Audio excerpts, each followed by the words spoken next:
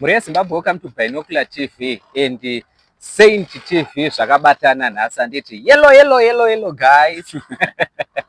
So zita rangu ndonzi Levi B and this is Uncle Saint anditi. Yes, the only Zimbabwean uncle. Chanzadzi chama chigotwe mama na mama. Igotwe rehameno komwe asi nindiri gotwe kumba kwanani. Pana mai venyu imimi anditi. So listen, if you are new on this YouTube channel, I kindly ask you to subscribe, turn on your notification bell so that every time we upload a video, you'll be notified. Also, don't forget to share this video, like this video, put a comment. Also, you've got a right to write your own list in the comment. And this is our own list, yes, according to what we know. And our own researches and our own personal experiences. Yeah. Right. Yeah. So, today, don't forget. At least you're correct. You're correct. So also don't forget Chazika Electricals, Pamasola, fix and supply. And it's Chazika Electricals. It's no nyanzi. Vanoku papa 900 unowana full set chikwira chiendera nekuti magedza akawanda sei. Sa takuda kuti tivaudze nhasi kuita top 5 the most useless cars. Idzi ndo rubbish. Problematic cars. Motikari dzine mukavaona vanhu vanenge vachidriva motikari dzikazhinji amaona vachisekerera. Usekere. These are the kind of cars dzinongoti munhu ndino kuna vamwe vanhu vanofunga kuti zvoshamisira kuita wangotenga mota anditi vada kusurprise but zota mawana ake munhu yeye chero makorokoto musa atozongokuita tokuita but problem. Number 1. Number 2, motikari idzi ukada kuzishaisa vanhu ivava avawirira nehama. These are the cars that unofunga kuti vanhu vari kukuroya plus unofanira kugara na makanika wako. Motikari idzi as long as usina makanika siyana naye, as long as uchiri kuda kuwirira nehama siyana. Motikari dzatoda kukudza idzi siyana naye because dzine maproblems oti haufa wakatumira maishuga mari. Motikari nguva dzemotikari idzi dzatoda kukudza nguva dzadzo zhinji kunenge uri panze uri pasi. These are the cars dzekuti unongonzwa munhu achiti ndiritoni moto yangu kai, ndiritoni motikari yangu iri padhini, uchishamisika iwe wane gore uchimuziva usati wambonimona wenayo because dzine maproblems. So panumber 5 da kutanga nekupai number 5 tine top 5 chetu tongokudzai 5 dziavoid motikari idzi. Ende patop 5 yedu tiri kuti tiri kutangira kwazviri nane zvichidzika kuenda kwekuti iyoyo tongoziva kuti mune mota zviri.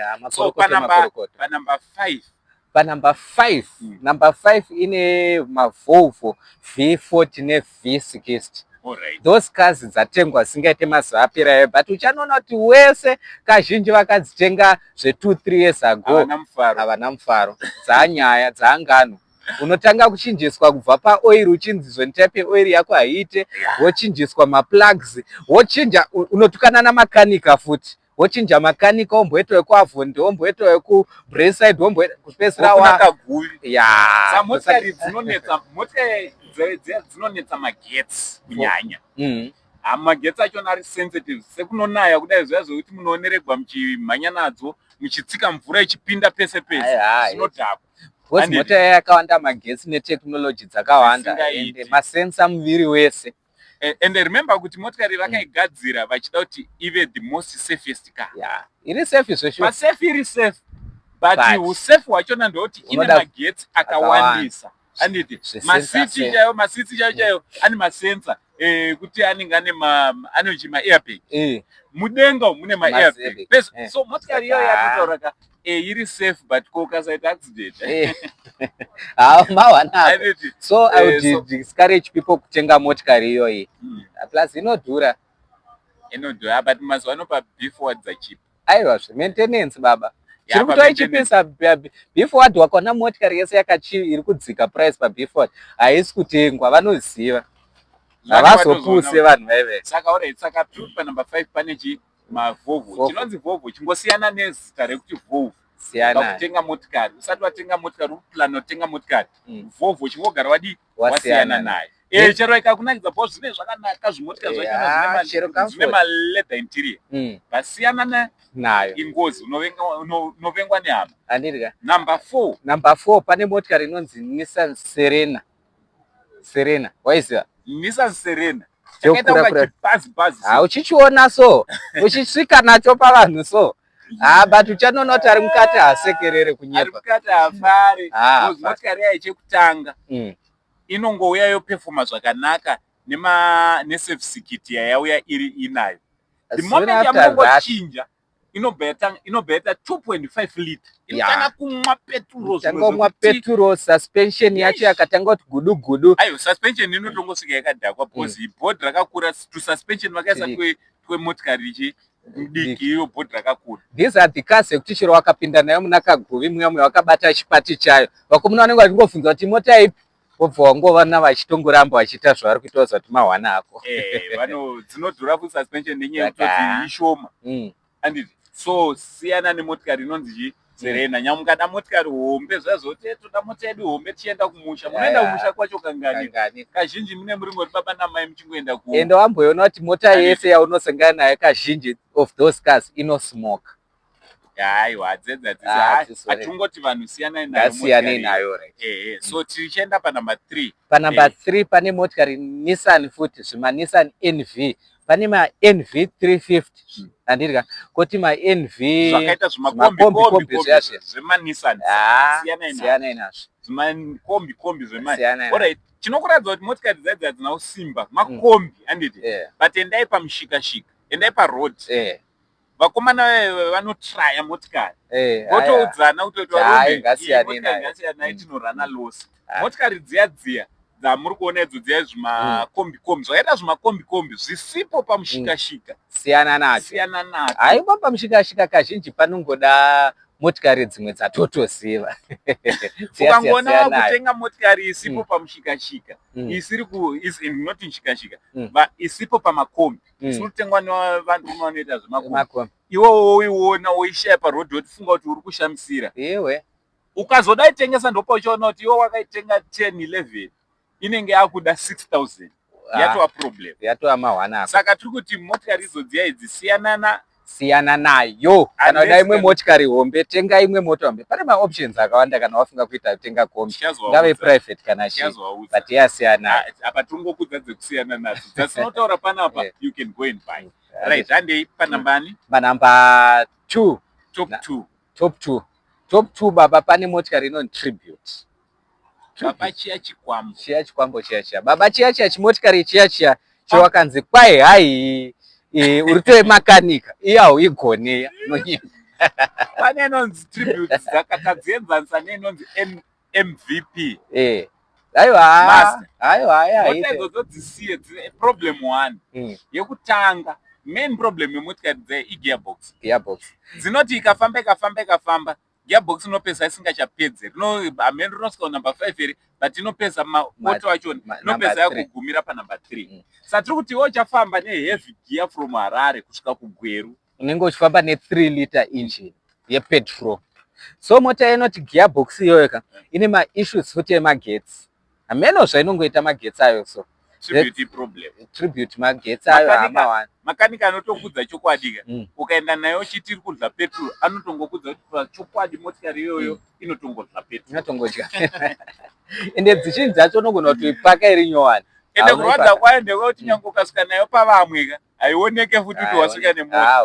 Haioneki. Vazhinji havasi kutoiziva Tribute vari kutotanga kutoiona ipapo. Iwe unoitenga yako wega. Saka iwochi paZimbabwe motikari inonzi Tribute aiwa haisi yekuona dzirege dzigarire ikoko kuJapan. Ande pane number 1 baba pane motikari inodiwa nevanhu.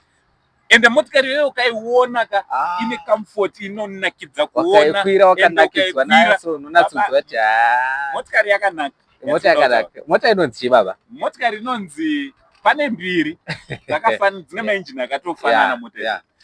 Pane inonzi CX-5 same ne Atenza Mazda Atenza. Motikari idzo dzinonetsa hadzite paZimbabwe nguva dzako zhinji unonga uri kunze kwayo. At the same time uchanona kuti vaise vanosviti maspecialist ematenza chinosvikapo dzinenge dziri 10 plus dziri nyowani dzangovhurwa mabhututu dzonzi iyi yoda kuimpoterwa chakati, iyi yoda kuimpoterwa chakati, iyi yakangonyarara iri nyowani. Chimwe chinhu chinonetsa paipa unozwa ichichi itable. Okay. Table yemotikari iya yabvunzai ndinyorai comment section vanadzo kana kuti vakambodzita. Table yemotikari iya ma1. Ende muno muZimbabwe hatina anogona kudzigadzira motikari dzaya. So the best kudi kusiyana. Chimwe chinhu motikari dzaya ukaitenga paBeeford vakomana veku madriver anotora motikari kutora vanhu motikari kuDar es Salaam kazhinji vanoramba kuidrive.